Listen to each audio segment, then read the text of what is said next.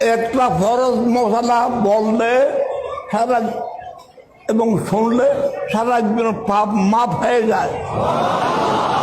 এই জন্য কিতাবে লিখেছি ইমাম আলী সুল্লাহ মহাবী শেরে বাংলাদেশ প্রায় বলতেন, আমিও অনেকবার বলেছি,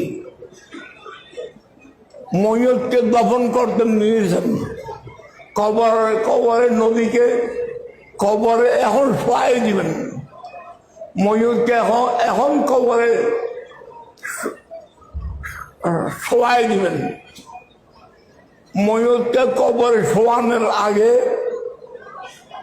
একজনে জিজ্ঞাসা করবেন ফরজ কোন ফরজ মশলা, যেমন অজুতি ফরজ কোটা, গোসলে ফরজ কোটা, কায়মম ফরজ কোটা, নমাজে ফরজ কোটা। একজনে জিজ্ঞাসা করলেন একটা ফরজ মশলা, আরেকজন উত্তর দিলেন। বড় আওয়াজে জিজ্ঞাসা করলেন, বড় আওয়াজে উত্তর দিলেন। ময়ূরের সমস্ত গুণ মাপ। কিসে? ফরজ মশলা বললে এবং শুনলে জীবনের পাপ মাফ হয়ে যায়।